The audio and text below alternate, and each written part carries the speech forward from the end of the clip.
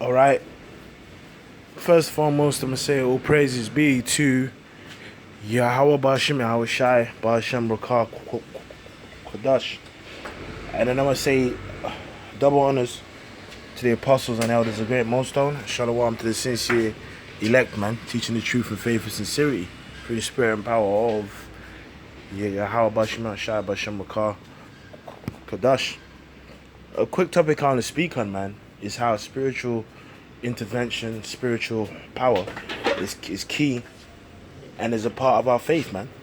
Because and especially in recent years, but even in recent times, you have certain people trying to scoff and make jokes about the fact that we have faith that at some point, that we as the Lord's hopeful elect go and get some form of spiritual power, and through spiritual like intervention is how we shall be saved and protected in this time, right? When you read throughout the scriptures, man, there's so many like example of spiritual power and spiritual like a intervention, man. Like even the fact that the Lord can give a prophet word that then comes to pass. That's spiritual power in itself, man, because it's powerful, man, because it is the words of life. But things like being able to run and like not faint, being able to have like immense strength, wherefore that one man is able to fight 1,000 men. That's all spiritual power, man, and intervention. Even being able to raise someone from the dead, a person that's been blind that can now see. That's spiritual power, right? And being saved in the midst of battle, being beamed up, birds being sent to feed you food. That's spiritual intervention, and that's a key part of our faith, man. Right? But what does the scripture say in Hebrews 11? That if you don't have faith, it is impossible to please Him. Right? So the first scripture I'm gonna get actually is Matthew. Right? This is Matthew 14 and 20. 22. Let me just start from 22. And straight away, Yahushua constrained his disciples to get into a ship and to go before him onto the other side, while he sent the multitudes away. And when he had sent the multitudes away, he went up into a mountain apart to pray. And when the evening was come, he was there alone. But the ship was now in the midst of the sea, tossed with the waves, for the wind was contrary. And in the fourth watch of the night, Yahushua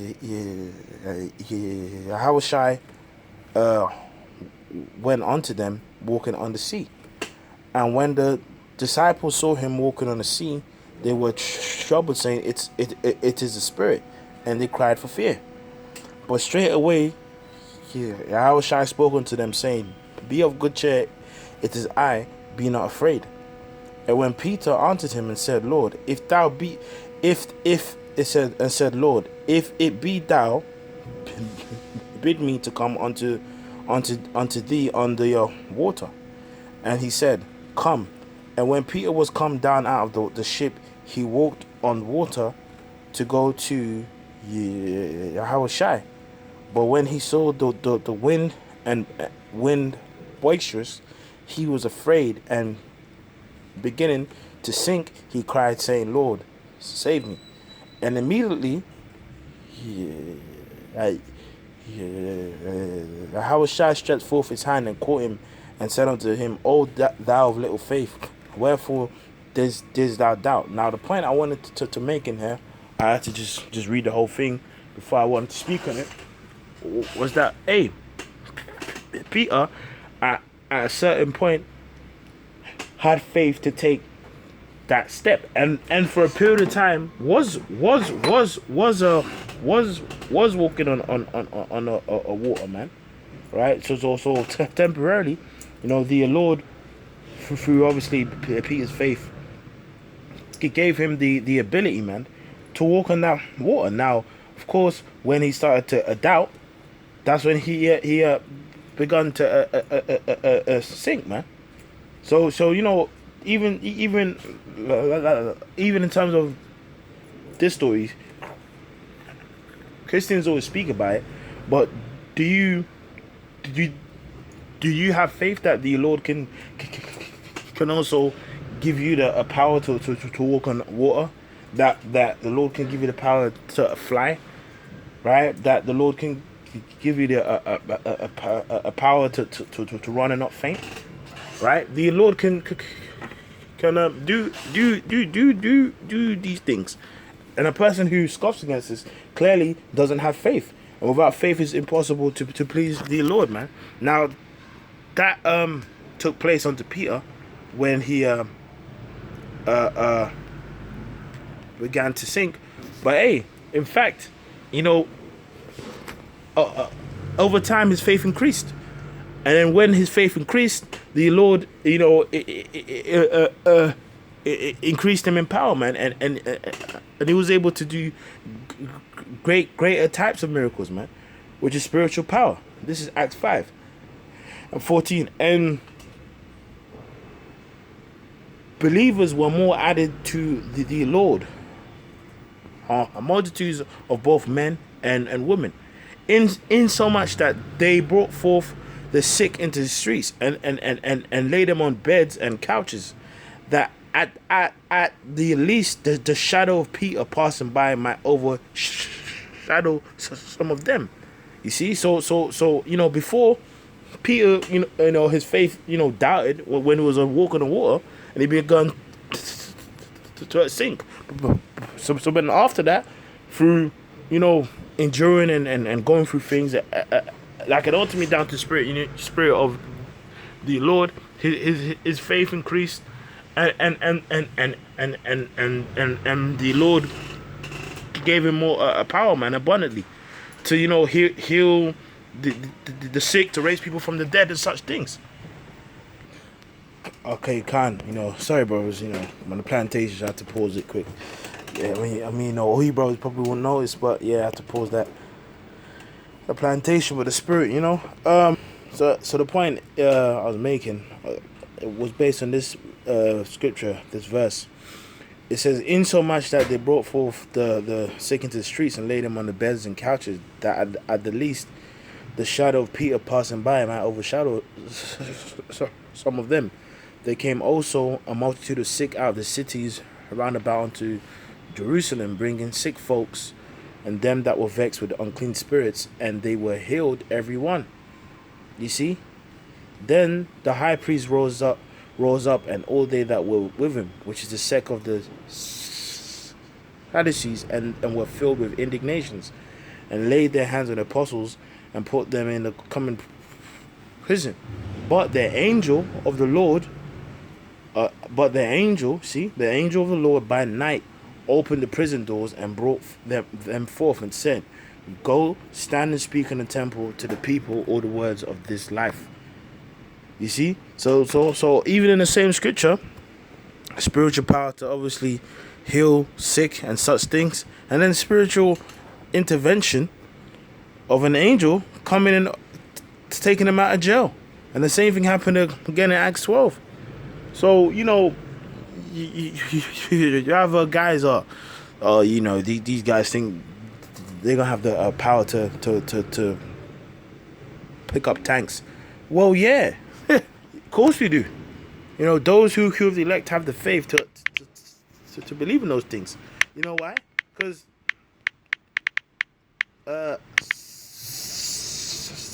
Samson did the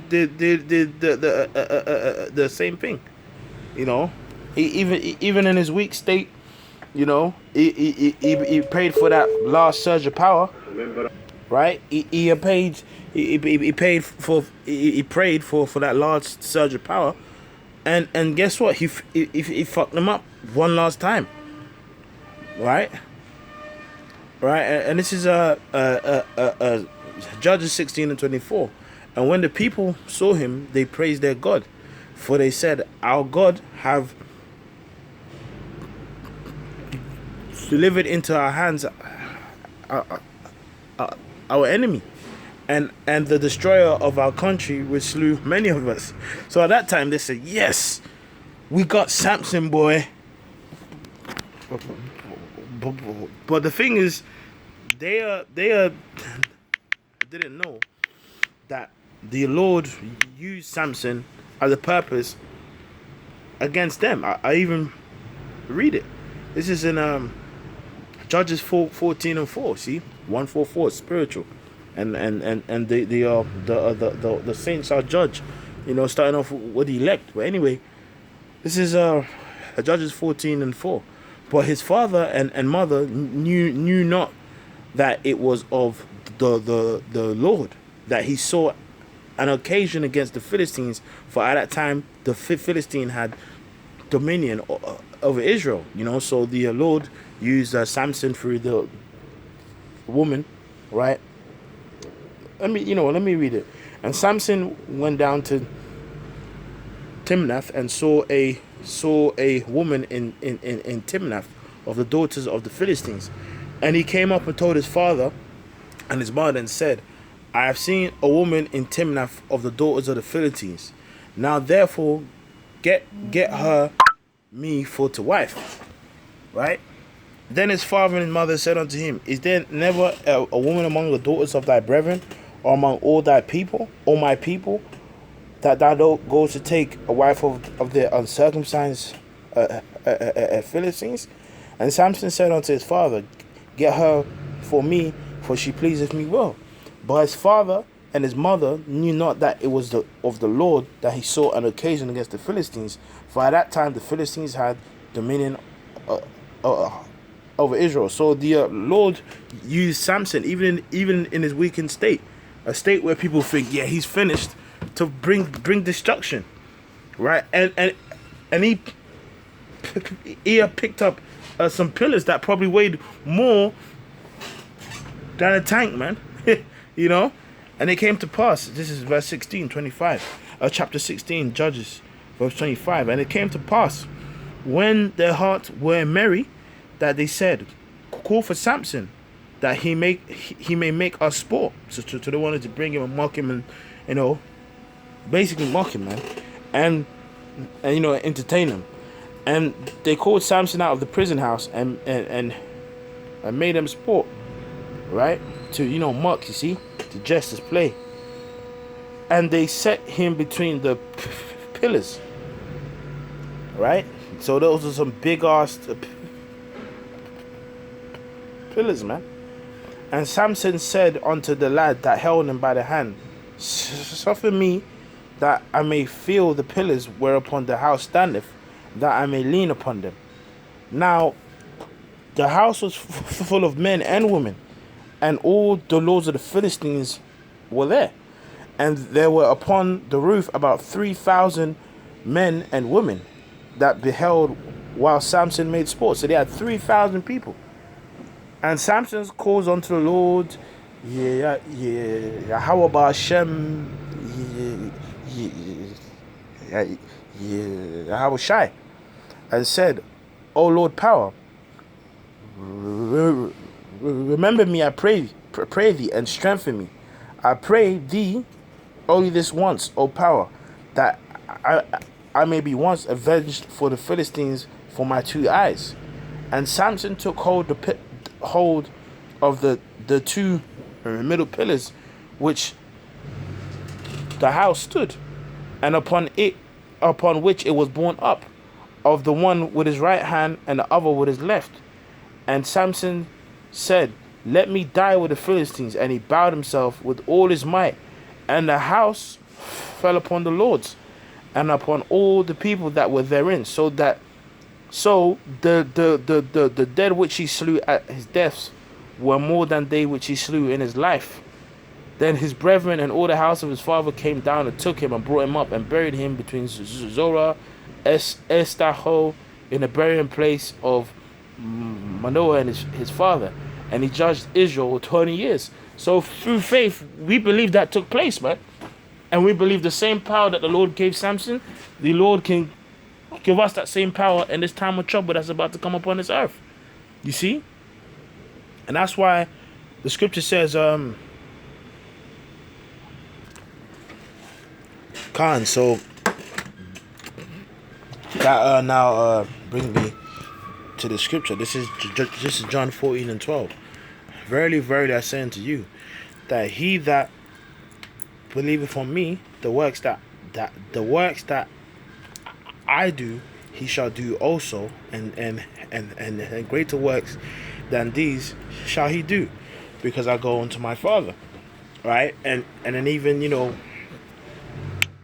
that even ties onto this scripture, man. This is Isaiah chapter 40, man. Right? I believe it's 40 and 31.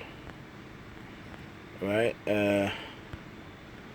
It says 29 on down. It says, he giveth power to the faint, and to them that have no might he increases strength. And that's what's going to happen in this time. Even the youth shall faint and be weary, and the young man shall utterly fall. And that's happening unto us now. We as men are in the weakest state that we've ever been as men, man. We're through. But they that wait upon the Lord, right? On who? But they that wait upon the Lord, Yahweh B'Shem Al-Shai B'Shem L'Kakodash, shall renew their strength.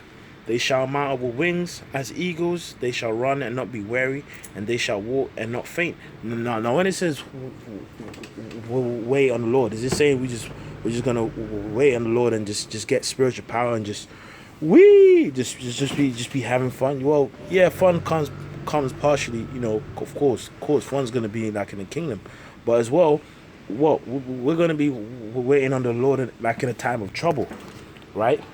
Waiting for spiritual intervention, salvation and angels, and being taken care of it like a protected, but as well spiritual power. And so once we get that spiritual power, what do you think we gonna do?